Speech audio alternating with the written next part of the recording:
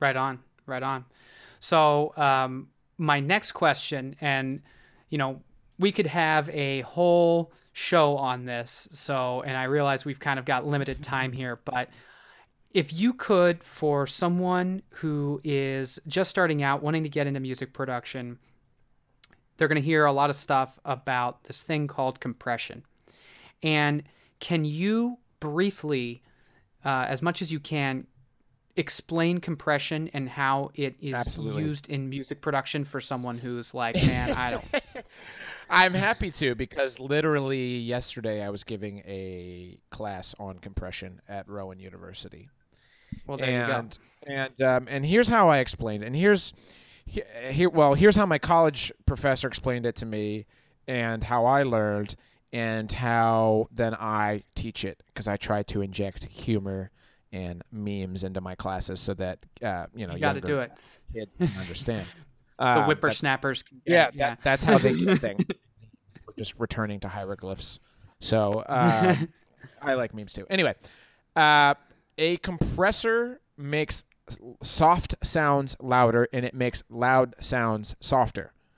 So it pushes items into a dynamic range. If you have a track and it's got drums and it's got vocals and they are already blaring, and you want to introduce a guitar and you really like its tone, but in part of the song the guitarist is lightly strumming on the guitar, and in another part he is really leaning into it, in Yeah. the waveform you might notice this great disparity between where the peak is in terms of decibel level. And so if you Yeah. just throw that on the track, well, some of those more gentle moments might get lost. What a compressor will do is, if he's hitting it way too hard, it'll bring that peak down so it's not so jarring. And in the other part of the audio waveform, it'll bring those gentler moments up so that you can hear them, so that there's a consistency across the track. But what I can say about it is, this is the really weird analogy that I used, and I said, uh, compression's a lot like Xanax. And here's why it's like Xanax. If you're having a bad day and you're prescribed this, obviously, I'll put that disclaimer on there. Please do not Sure. use pharmaceutical drugs that they prescribe them. I cannot recommend that, and it's against the law. Um, if you're going to take Xanax, you have anxiety. If you have anxiety and you take one Xanax, it might be so that it's taking off the edge and helping your brain quiet down enough so that you can complete a task, and so that you can Right. get something done. So it's gently guiding you along and making you, let's say, better. Let's just use that word, more productive, or calmer, or more level-headed, right? But Sure. if you take three or four, you're Ooh. gonna fall asleep, and you're probably not gonna know what's going on. It's gonna make you worse. And when Right. I say that, I mean, if you gently use compression, it can really bring out some great dynamics in your track and make things consistently better. If you do too much compression, it's going to take dynamics out, and it's going to make everything one way. And that one way is overcompressed, without dynamics, shrill, loud, and bad. So Yes. it's a very fine line between a compressor being a good tool and making everything much worse. And when I was talking about going back to my old songs, I just wanted to make things louder, but to compete with that landscape. So I just compressed the hell out of everything. And yeah, sure, it made it louder, but it also distorted things and makes it sound super crunchy and kind of like amateur hour. So, Right. even 10 years in, I still am learning about compression, and just now starting to adhere to some of the general rules. Like I would say, if your compressor is doing a decibel reduction of more than 6 or 7 decibel levels, you're probably going to start to get some artifacts that sound like overcompression, which means that you have to go back into your mix and probably adjust some other things. So, it is a tool, and you gotta know how to use it, because it can hurt people. Yes. Yeah. No, I think that's a really good overview of what compression is. And, again, the only thing I would say too is, there's always this fear of overcompressing. And yes, you want to be cognizant of that, and you don't want to crush it, but don't let that keep you from trying the tool out and using it, because it can, when used right, it can be the difference between a song that is like and something that sounds Sure. that sounds really good. Or, as I read on a meme page that I like, compress to impress. There you go.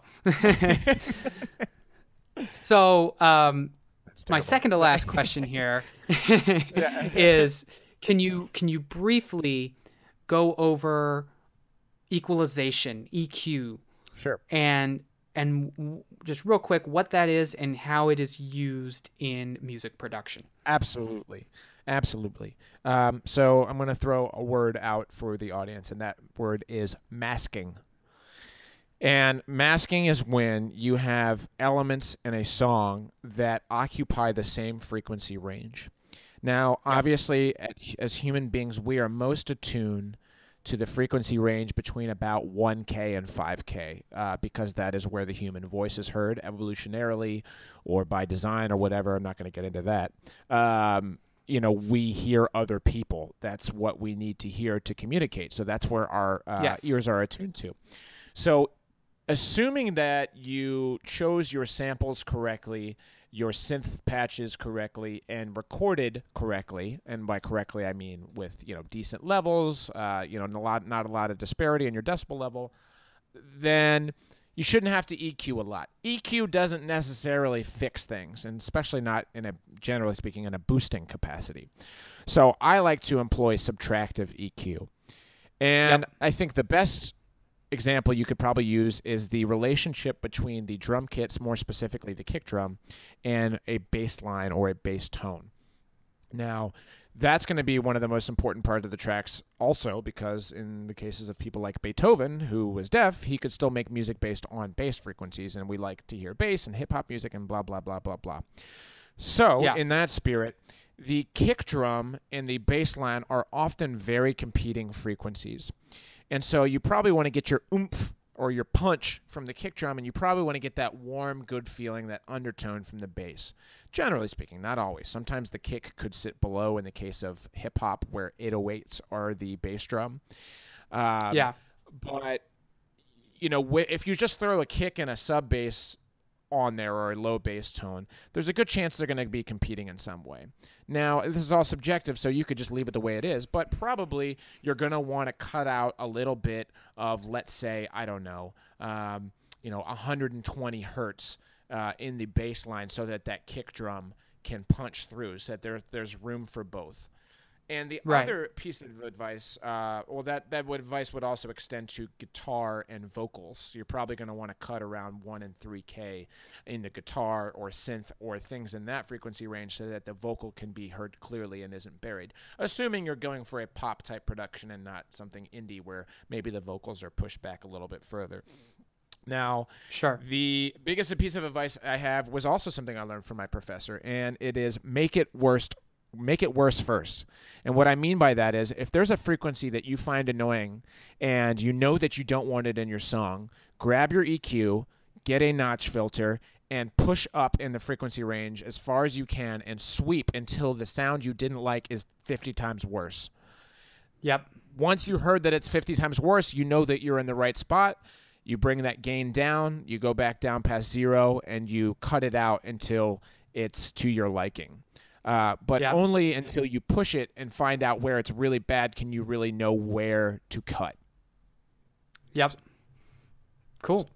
Yeah. So bottom line, kind of wrapping up, EQ, it's essentially just being able to make surgical changes to specific frequencies on the spectrum, either through boosting or cutting. And I'd say there's additive or subtractive EQ. These are two kind of philosophies. And I think, Ben, you and I probably agree on this, that subtractive is in general, the philosophy that I think tends to work a bit better. But that's not to say that you can never boost, obviously. But